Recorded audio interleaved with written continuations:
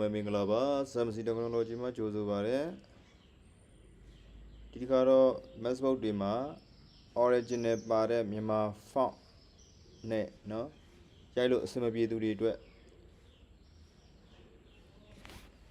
ကျွန်တော်တို့ပြည်ထောင်စု font ထည့်သွင်းပုံထည့်သွင်းနည်းလေးကိုပြောပြပေးခြင်းပါတယ်အဲဒီတော့အရင်ဦးဆုံးကျွန်တော်ရဲ့ website လေးဖြစ်တဲ့ Samsung Technology ကိုသွားမယ်ကိုဘဲမှာရိုက်ချလိုက်ပါအမှတက်လာမယ်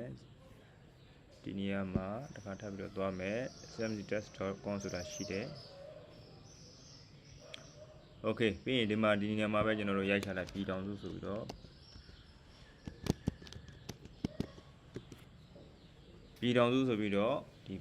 subscribe bar လေးမှာရိုက်ချလိုက်မယ်ဆိုရင်ဒီကျွန်တော်တို့တင်ထားတဲ့ပြည်ထောင်စု font လေးတွေတွေ့မှာဖြစ်ပါတယ်เนาะဒီမှာတက်လာပါပြီ Okay ဒီနေရာကိုရောက်ပြီဆိုတာနဲ့ကျွန်တော်တို့ဒီမှာ Windows အတွက်တင်ထားတယ်ကျွန်တော်တို့ MacBook တွေအတွက် Mac user တွေလည်းအတွက်လည်းတင်ထားပါတယ်เนาะအဲ့တော့သူ့ရဲ့မူရင်း link လေးကိုတစ်ချက်သွားရအောင်ကျွန်တော်တို့ဒီမှာဆိုရင် iPhone iPad တွေအတွက် Adobe Photoshop တွေအတွက် Windows 7 HP စတဲ့ဟာတွေအတွက်ပေါ့ဗျာเนาะ Okay ဟုတ်ပြီအဲ့တော့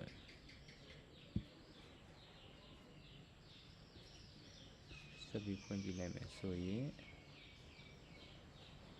ဒီမှာမူရင်းလက်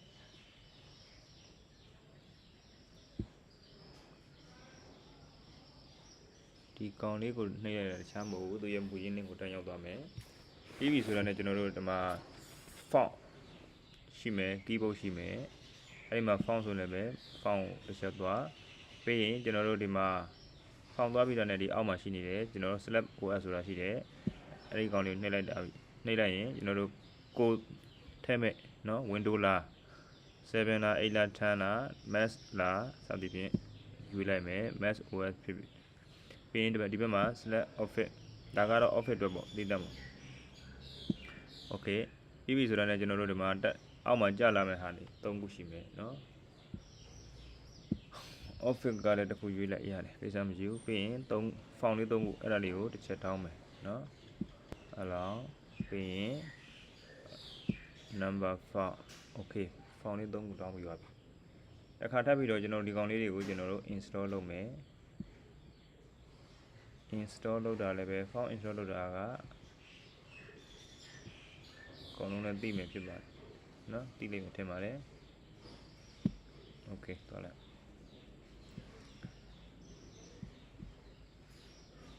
အကုန်လုံးကိုကျွန်တော်တို့ install လုပ်တဲ့နည်းလည်းရှိတယ်เนาะအဲ့ဒါတွေကနောက်ပိုင်းကျွန်တော်ကြုံရင်တင်ပေးပါမယ်เนาะတခုချင်းစီမလုပ်ရအောင်လို့ Windows မှာတော့လွယ်တယ်တချို့ Mac user တွေသိမသိသေးတဲ့အချက်တွေအများကြီးရှိတယ်အဲ့တော့အဲ့ဒီဟာလေးတွေကိုနောက်ပိုင်းပြောပြပေးမှာဖြစ်ပါတယ်အခုတော့ဒီကောင်၃ခုကိုကျွန်တော် font တွေကိုတောင်းပြပါပြီဆိုရင်ကျွန်တော်တို့ keyboard ကအဓိကကျွန်တော်ပြဿနာတက်နေတာပဲเนาะ keyboard ကဘာလို့လဲဆိုရင်ကျွန်တော်ခါတိုင်းက uniform တွေနဲ့ရိုက်တဲ့အခါမှာ Windows တွေမှာရိုက်တဲ့အခါမှာလည်း fit size ကြတယ်ဗျာအခုဒီမှာကျတော့ကျွန်တော်တို့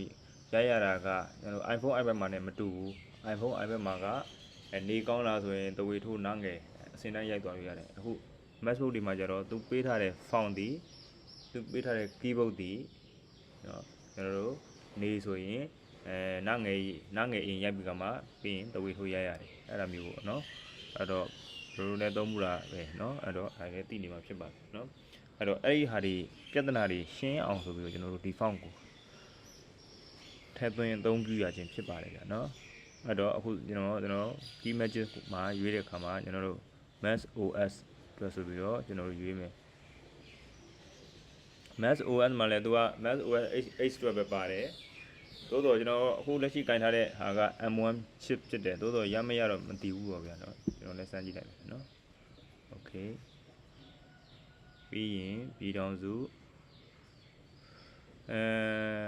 Document 30ပြည်ထောင်စု MM အဲ့တော့ကျွန်တော်ဖွင့်ပြီးတော့ဝင်ကြည့်လိုက်မယ်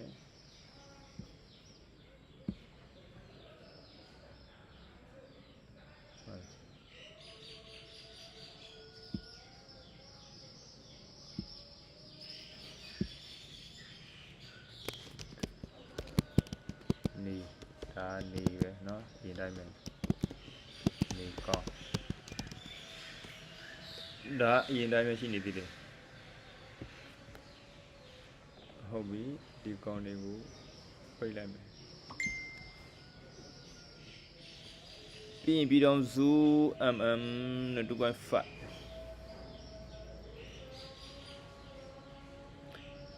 mass တော့ပြန်ပြီးလိုပါတယ်တဲ့ဒါပြည်တော်စု km ကောင်းလာပြီ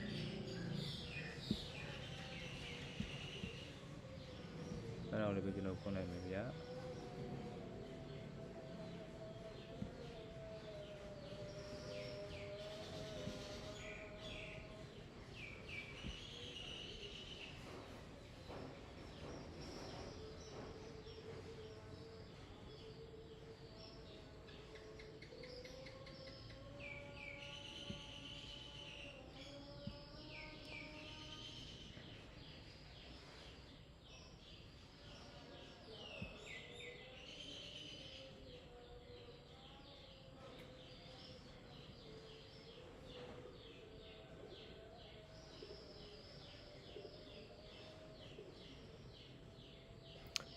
သုံးပြူနီစာရိုင်နီထဲသွင်းနီကြည့်ရင်နဲ့လက်ကွက်စရာတဲ့နော်တစ်ချက်ကြည့်လိုက်တဲ့အခါမှာသူကဘယ်လိုပြထားတယ်လို့ဆိုရင်ဒါက window မှာပါတဲ့အတိုင်းပြပေးတာကျွန်တော်တို့ window တွေမှာတော့ဒီပုံစံတိုင်းသွားတာဟုတ်တယ်မှာအသုံးပြုနေ window 10တဲ့နော်ဟုတ်တယ်အဲ့တော့ကျွန်တော်တို့လိုချင်တာ mass အတွက်ဗျာနော်လက်ကွက်စရာကြည့်ရမယ်ဒါကသူပေးထားတဲ့လက်ကွက်Okay mass OS အတွက်ပြီးပြီဆိုရင်ကျွန်တော်တို့ဒီမှာပေါက်နေရမှာတွားရမှာ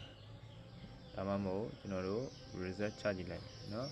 reset ချလိုက်တယ်ဆိုရင်တော့အစဉ်တိုင်းအစဉ်ပြေသွားလိမ့်မယ်ထင်ပါတယ်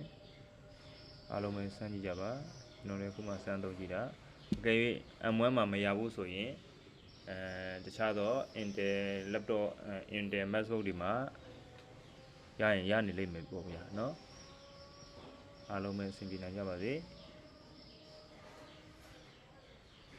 ဒီ link လေးကိုလည်းပဲအောက်မှာထည့်ပေးထားပါမယ်